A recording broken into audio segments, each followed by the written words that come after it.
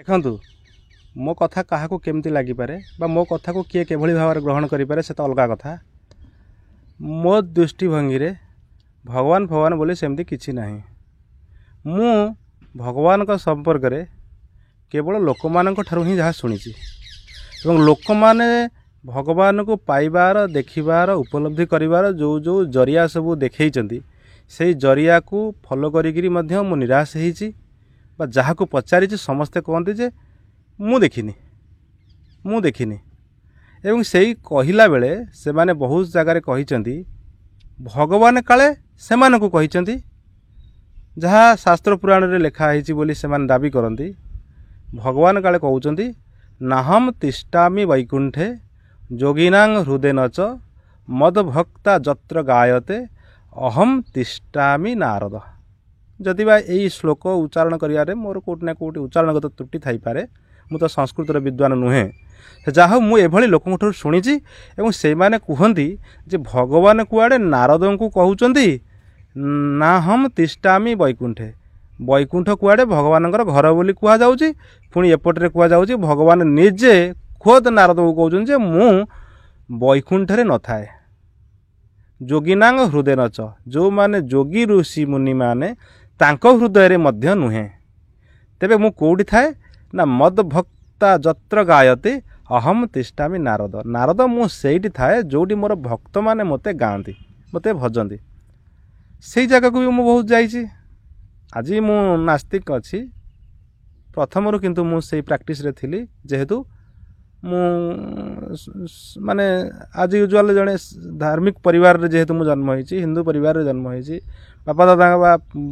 ମୋ ସୋସାଇଟିରେ ସମସ୍ତେ ଏଇଭଳି ବିଚାରଧାରାର ବା ଏଇଭଳି ମାନସିକତାର ଲୋକ, ଯେହେତୁ ମୁଁ ଜନ୍ମ ହେଲା ପରେ ମୋତେ ସେଇ ଢାଞ୍ଚାରେ ପକାଇ ଦିଆଯାଇଥିଲା।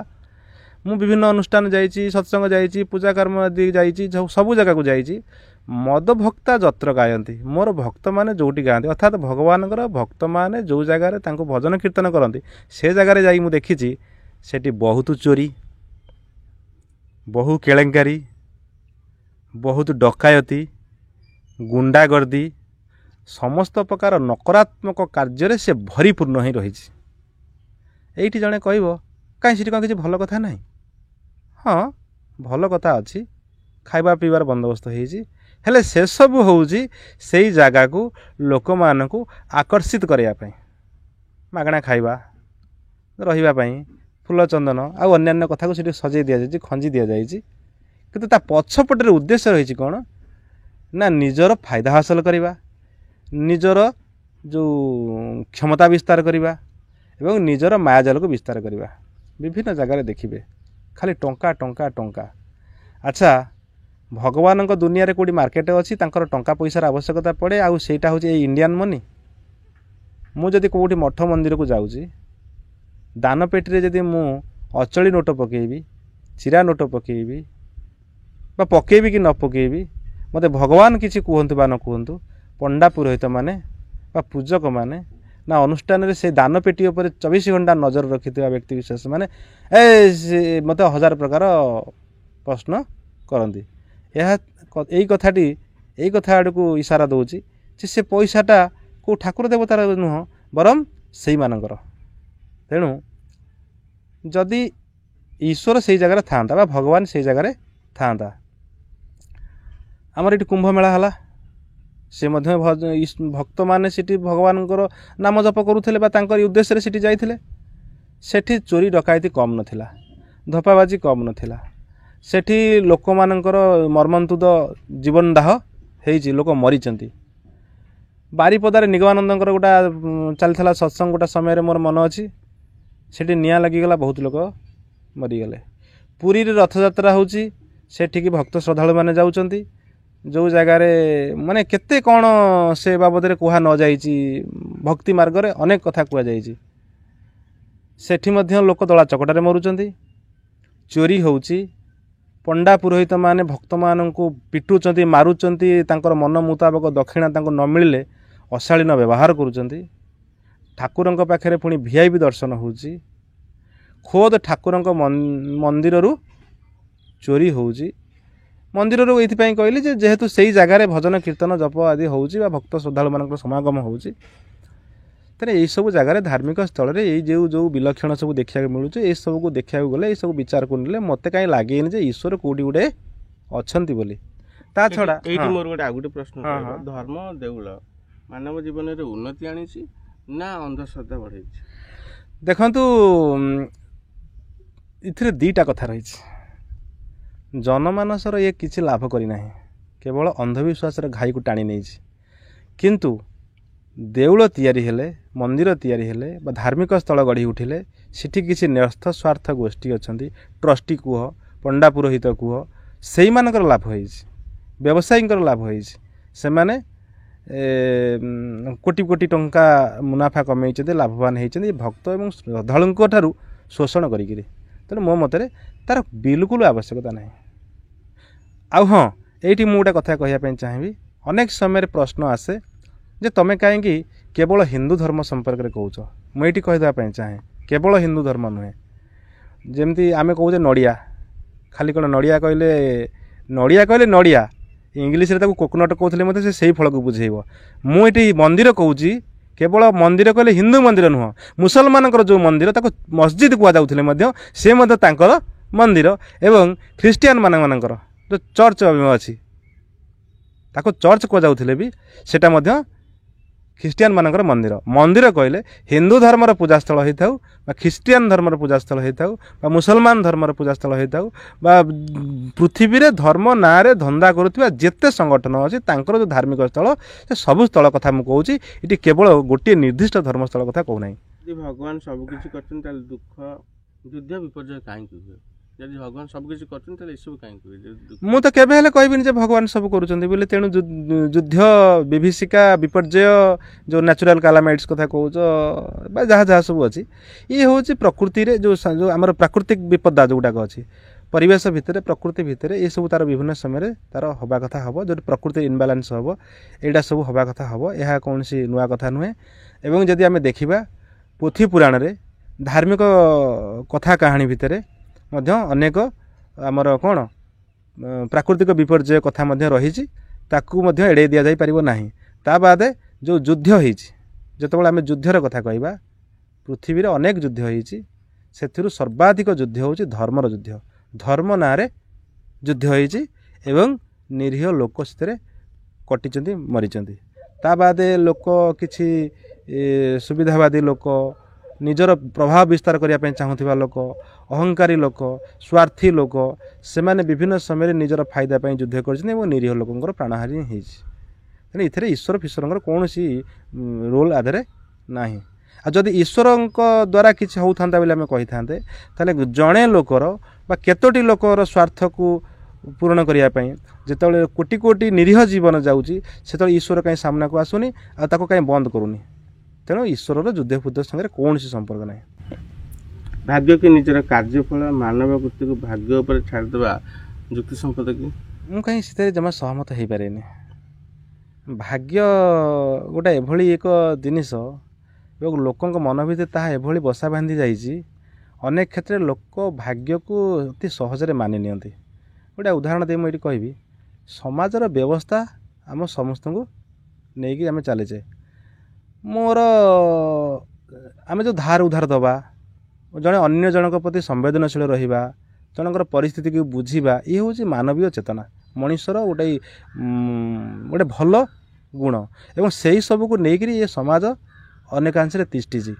आज धरतु मो पुअर देह खराब अच्छे मो पाखे पैसा ना मुझे 5-10 जन को मागी 5-10 जन कौन पृथ्वी सरीगला आपर भी लोक अच्छा से 5-10 जन भर केतक लोक थे प्रकृत पाखे समस्या थी पैसा से दे पार नुए तेणु से मना करिसेंती किछि लोक अच्छा देवाकू पाखे पैसा थिले मध्य मो प्रति मनोभाव भल ना तेणु से माने मना करिसेंती एमती अनेक कथा थाई पारे जो मना करिसेंती देई नांती हठात गोटे मु बसथि कहीं जन आसी पहुँची जाऊँगी कौच कहीं मुँह लटकई बसचु कौन करिया पुअर देहटा खराब थिला पैसा टिके दरकार मेडिकल नहीं था आईपारुनी से मन दुख बसी ये दुनियाटा सारा सबू लोक निर्दय लोक नुहति निस्व गरीब लोक नुहति परिस्थिति घांटी होता लोक नुहति अनेक लोक अच्छा स्वच्छल अच्छा संवेदनशील अच्छा दयालु अच्छा से समस्त मनीष एवं ये सब हूँ मानवीय गुण कहीं जड़े मनीष कह जे गोटा कथा कलु नेलु नेलु ये पैसा नहीं गलु आगे पुओ को भल करके आनलु तापर पैसा दबा नवा कथा चिंता करू सी हूँ तार गोटे मानवीय गुण तार मनीष प्रति मनीषर थिबा जो दया भाव तो भल पाइबा सेईटा को मु उपेक्षा करे मु ता भितर थिबा से जो मनीष को मनीष प्रति भल पाइबार कथा को मु उपेक्षा करे पछक पकई दिए मु कहे कौन ना देख मो भाग्य थिला बोली केही जणे लोक नमा गुण आसी देला भगवान ताको पठेइले एमती सब आम भाग्य ना टाड़ी दी था वास्तव में ये हूँ सामाजिक व्यवस्था देखो धार्मिकता एवं अंधश्रद्धा एका कथा धर्मरू अंधश्रद्धा जो जात होती धर्म एभली भाव में मनीष मन में जमाट बांधि जाइए लोक अंध करदेव धर्म ना जहाँ कहले से आखि बुझी मानि नेबे बिना तर्क बिना सिद्धांत ग्रह नक्षत्र नवजात शिशु पर तार भविष्य निर्भर कर ये गोटे सांघातिक बड़ मायाजाल मु भावुची ग्रह नक्षत्र को चिन्हबारे विज्ञान बेसी सक्षम हम ना अष्टम नवम श्रेणी जाके पढ़ी तथाकथित ये समाज में पंडित बोलूथिबा लोक बेसी जानियार सक्षम हम मु कहबी ग्रह नक्षत्र प्रभाव कौन रही मोठू भल आमर जे पठाणी सामंत प्लानेटोरियम जे अच्छा डायरेक्टर शुभेन्दु पट्टनायक मो मतरे तांकु पढ़िबार अच्छी थरे पठाणी सामंत प्लानेटोरियम जीवार अच्छी एवं तांको ठारू ए कथा जानीपारे ग्रह नक्षत्र जहाँ प्रभाव अच्छी से दिगरु आम दूरे जाइए गुड़िए मन गुड़ा कथा एभली जंगल ताकू जे जाल बुणा जाए जे एमती यही भाव में जाल बुणा हेले माछ खसी जाइपारे ना ग्रह नक्षत्र ना एभली सबू कथार जाल बुणा जाइए लोक भयभीत हिंसा पड़ रही और अଯଥାରେ से बाबद टंका खर्च करती मुझे गोटे छोटिया उदाहरण दे ये कहबी मु थरे जाइली शिशु भवन मेडिकल भितर बाहरी आसला बेलू जड़े लोक गोटे कपड़ा भेलभेट कपड़ा पकईकरी बहुत पुड़ाई खंडे विभिन्न प्रकार पत्थर सब रखिकी जो पत्थर मुदी बेपार करुले से माने जानती जे गोटे प्रत्येक मनीषर तार दुर्बलता हूँ तार पिला छुआ गोटे लोक जो तार पिला छुआर देह मुंड किसी खराब अच्छे से समय से आसी मेडिकल निश्चित भाव में से बहुत हारास थी से भाग्य को निंदु थी से कर्मफल दराणु थी एवं से ग्रह नक्षत्र आड़क भी केते क्षेत्र में भावुव जे मोर ग्रह दोष मो पिला आज या से यही दुर्बल मानसिकता परिस्थिति भितर आम यही जिनिस खंडिक बिक्री करवा मत डाकिला पाखक कहला बाबूरे यही मुदी खंडे नियो तुम ना कौन प्रथम पचारा मुझे या नाम राशि एमती गुड़ा अच्छी स्ट्रक्चर अच्छी ना गुरु से गुड़ा राशि कहते तुम नाम राशि हूँ या से यही प्रकार मुदी पिंधिले तुम लाभजनक हम एमती विभिन्न कथा कहीकि मत गोटे मुदी सजेस्ट कला जे यही मुदी पिंधिले तुम घर एत धन आसो जे तुम रखिपार मुझे दुईटा खंडे दे दियो से दुईटा गोटे कागज गुड़े मत देले कहले 400 टंका मुझे 400 टंका कहीं मुझे देवी आपन आड्रेसटा मत लिखिक दिंतु आप अकाउंट नंबर लिखिक दिंतु मुझे पिंधिला जो दिन मो घर को टंकार सुओ छुटब जो कथा कहते जे रखिपारे मोर मोर जी स्टोरेज कैपेसिटी अच्छी मु रखी सारा जो अतिरिक्त धन जहाँ को रखिपारे कहते मुझे तो 10-20 कोटी खंडे आपण आड्रेस पठेदेवी से कहले नाई बापा तू तोर दबा दरकार नहीं मो मुदी था तू जा तेणु ग्रह नक्षत्र हूँ आम एक मायाजाल ब्रह्मांड रचना विषय वैज्ञानिक मत धार्मिक पथरे आपन को कोटा ज्योतिषंत लागू देखंतु मते केवल वैज्ञानिक मत मोर रहिबो ताथरे विश्वास काहेकि ना जो बिग बेन थ्योरी अछि बिग बेन थ्योरी पढ़िले आउ एटी गोटा कथा कहि रखा चाहिए दर्शक जो मैंने भी देखुथिबे कहार कौन मत रहिबो सेटा अलग कथा सबु कथा को बहुत बड़ गहन कथा को अति संक्षिप्त भाव में ये यूट्यूब वीडियो छोट वीडियो जरिया कहया संभव हो न थाए मु गोटे छोटिया रिक्वेस्ट करी जो मानकर ए संपर्क में जानिबार प्रकृत इच्छा अच्छे से माने बिग बेन थ्योरी देखंतु जानिपारे बाकी रहिला जहाँ रही धार्मिक कथा आउ कहानी सेटा संपूर्ण कपड़बाजी कथा निजे थरे देखंतु टिके सामान्य बुद्धि लगातु केते माने फॉल्स मिछ भलिया लागिवो मिछ ही तो लागिवो कौन माने कौन पूजा होम यज्ञ करी तो रोग कि दुख हटि पारे कि किसी वैज्ञानिक प्रमाण अच्छी कि बिल्कुल रोग दूर हो पार ना मुझे गोटे कथा कहबी जो माने पूजार विश्वास करते ना ईश्वर देवतार विश्वास करते ना से कथा छाड़ ସେମାନେ ତ ମୋ ଭଳି ଲୋକ, ସେ ନିଶ୍ଚିତ ଭାବରେ ଡାକ୍ତର ପାଖକୁ ଯିବେ। ଧାର୍ମିକ ଲୋକମାନଙ୍କ ପାଇଁ ମୁଁ ଏଇଠି କହିବା ପାଇଁ ଚାହିଁବି, ପ୍ରଥମେ ଯଦି ଓଡ଼ିଶାରୁ ଯିବା, ଭଜନ ସମ୍ରାଟ ଭିକାରୀ ବଳ ଜଗନ୍ନାଥଙ୍କର ଗୀତ ଗାଇ ଗାଇ ତାର ଜୀବନ ଯାଇଛି ଏବଂ ଶ୍ରୀମନ୍ଦିରରେ ଭିକାରୀ ବଳଙ୍କ ପାଇଁ ଏକ ସ୍ୱତନ୍ତ୍ର ସମ୍ମାନ ରହିଛି। ଭିକାରୀ ବଳ ରୋଗ ଯନ୍ତ୍ରଣାରେ ମଲେ। ଆମେ ସମସ୍ତେ ଯେମିତି ଲୋକମାନେ ସବୁ ଜାଣନ୍ତି, ମୁଁ ଶୁଣିଛି, ଅନ୍ୟମାନେ ୟାକୁ ପ୍ରଗାଢ଼ ଭାବରେ ବିଶ୍ୱାସ କରନ୍ତି ଯେ ରାମକୃଷ୍ଣ ପରମହଂସ ଯିଏ ବିବେକାନନ୍ଦଙ୍କର ଗୁରୁ ଥିଲେ, ସେ କାଳେ ମା କାଳୀଙ୍କ ସାଙ୍ଗରେ ସାକ୍ଷାତ କଥାବାର୍ତ୍ତା ହେଉଥିଲେ। ତାଙ୍କୁ କ୍ୟାନ୍ସର ହେଇଥିଲା, ସିଏ ମରିଛନ୍ତି ରୋଗ ଯନ୍ତ୍ରଣାରେ। ତେଣୁ ଯଦି ପୂଜାପାଠ ଜରିଆରେ ରୋଗ ଯନ୍ତ୍ରଣାକୁ ନିୟନ୍ତ୍ରଣ କରାଯାଇପାରୁଥାନ୍ତା, ତାହେଲେ ଆମର ଏ ଦେଶରେ, ଗୋଟେ ଧାର୍ମିକ ଦେଶ ବୋଲୁଥିବା ଭାରତ ଦେଶରେ ହସ୍ପିଟାଲର କୌଣସି ଆବଶ୍ୟକତା ନଥାନ୍ତା। ଆଜି ଯଦି ରୋଗ ଯନ୍ତ୍ରଣାକୁ ନିୟନ୍ତ୍ରଣ କରାଯାଇପାରେ, ରୋଗକୁ ଯଦି ଦମନ କରାଯାଇପାରେ, ତାହା କେବଳ ବୈଜ୍ଞାନିକ ସିଦ୍ଧାନ୍ତରେ ମେଡ଼ିକାଲକୁ ଯାଇ କରାଯାଇପାରିବ, ଚିକିତ୍ସା କେନ୍ଦ୍ରକୁ ଯାଇ କରାଯାଇପାରିବ। ଅନେକ ସମୟରେ ଏଇଠି ଲୋକଙ୍କର ପ୍ରଶ୍ନ ଆସେ ଯେ କାହିଁ ସେ ତ ମେଡ଼ିକାଲରୁ ଫେରି ଆସିଲା ଆଉ ଭଲ ହେଲାନି। ଆମେ ଏଠି କହିପାରିବା ଯେ ପ୍ରକୃତରେ ଯେଉଁ ଚିକିତ୍ସା ଦ୍ୱାରା ରୋଗ ଭଲ କରାଯାଇପାରିବ, ଆମେ ହୁଏତ ସେ ଚିକିତ୍ସାର ପଦ୍ଧତି ପାଖରେ ସେତିକି ମାତ୍ରାରେ ପହଞ୍ଚି ପାରିନେ। କେଉଁଠି ନା କେଉଁଠି ଡାକ୍ତରଙ୍କର ଟିକେ ଚିକିତ୍ସା କରିବାରେ ତାଙ୍କର ଅଭିଜ୍ଞତାର ଅଭାବ ଥିବ ବା କିଛି ଏଭଳି ଥିବ ଯେଉଁଥିପାଇଁ ଜଣେ ମେଡ଼ିକାଲରୁ ଫେରି ଆସୁଛି, କିନ୍ତୁ ଏହା ନୁହେଁ କି ସେ ମନ୍ଦିରକୁ ଆସିଲେ ଭଲ ହୋଇଯିବ। ବେଳେବେଳେ ଏଇଠି ଗୋଟେ କଥା କହି ରଖିବା ପାଇଁ ଚାହିଁବି, ଜଣେ ଜଣେ କ'ଣ କରନ୍ତି ନା ପ୍ରଥମେ ମେଡ଼ିକାଲ ଟ୍ରିଟମେଣ୍ଟ ହେଉଥିବେ, 3-4 ମାସ ମେଡ଼ିକାଲ ଟ୍ରିଟମେଣ୍ଟ ହୋଇସାରିଲା ପରେ ସେମାନେ ପୁଣି ମେଡ଼ିକାଲ ଟ୍ରିଟମେଣ୍ଟ ଉପରୁ ଭରସା ତୁଟେଇକିରି ମନ୍ଦିରକୁ ଆସନ୍ତି। ମନ୍ଦିରକୁ ଆସିବେ, ପୂଜାପାଠ କରିବେ, ମନ୍ଦିରର ରୀତିନୀତି ଅନୁସାରେ ଚାଲିବେ, ମାସେ 2 ମାସ ଖଣ୍ଡେ ପରେ ସେମାନେ ଭଲ ହୋଇଯାଆନ୍ତି ଏବଂ ଏଇ କଥାକୁ ସେମାନେ ଦାବି କରି ପ୍ରଚାର କରନ୍ତି, ଦେଖ ମୁଁ ମେଡ଼ିକାଲରେ ଭଲ ହେଲିନି କିନ୍ତୁ ମନ୍ଦିରରେ ଭଲ ହେଲି। ଏହାର ଗୋଟେ ସୁନ୍ଦର କାରଣ ଅଛି, ଗୋଟେ ବଢ଼ିଆ କାରଣ ଅଛି। କ'ଣ ଦେଖନ୍ତୁ, କାହା ଦେହରେ ମେଡ଼ିସିନଟା କେତେ ଦିନରେ କାମ କରିବ, ସମସ୍ତଙ୍କ ଦେହ ସେ ଦିଗରେ ସମାନ ହୋଇନଥାଏ। ଗୋଟେ ରୋଗୀ ମେଡ଼ିକାଲରେ ଭଲ ହୋଇଗଲା, ସେଇଭଳିଆ ଆଉ ଜଣେ ରୋଗୀ ମେଡ଼ିକାଲ ଯାଇଛି, ତାର ଟ୍ରିଟମେଣ୍ଟ ଚାଲିଛି। ପ୍ରଥମ ରୋଗୀଟା 4 ମାସରେ ଭଲ ହୋଇଯାଇଥିଲା, ଦ୍ୱିତୀୟ ରୋଗୀ ଆଶା କରିଥିଲା ଯେ ମୁଁ 4 ମାସ ମେଡ଼ିସିନ ଖାଇଲେ ଭଲ ହୋଇଯିବି, କିନ୍ତୁ ତା ବଡ଼ିର ବା ତା ଶରୀରର ଯେଉଁ ସଂରଚନା ବ୍ୟବସ୍ଥା ରହିଛି, ତା ଶରୀର 8 ମାସରେ ଭଲ ହେବା ପାଇଁ ତାର ସିଷ୍ଟମ ଅଛି କିମ୍ବା 6 ମାସରେ ଭଲ ହେବା ପାଇଁ ସିଷ୍ଟମ ଅଛି, ବା ସେ ଟିକେ ପ୍ରଥମ ରୋଗୀର ଚିକିତ୍ସା ସମୟକ୍ରମ ଯାହା ଥିଲା ତାଠୁ ଅଧିକ ସମୟ ଆଶା କରେ। ତା ବଡ଼ିଟା ସେଇଭଳିଆ ଚାହୁଁଛି, ତା ଷ୍ଟ୍ରକ୍ଚରଟା ସେଇଭଳିଆ ଅଛି। ସେ କିନ୍ତୁ 4 ମାସ ଔଷଧ ଖାଇଲା ପରେ ଭଲ ନ ହେଉଛି, ସେ ଭାବୁଛି ମୁଁ ତ 4 ମାସ, ସିଏ ଲୋକ 4 ମାସରେ ଭଲ ହୋଇଗଲା, ମୁଁ ତ କାହିଁ 4 ମାସରେ ଭଲ ହେଲିନି। ନାଇଁ, ମେଡ଼ିକାଲ ସାଇନ୍ସ ବୋଧେ ମୋ ପାଇଁ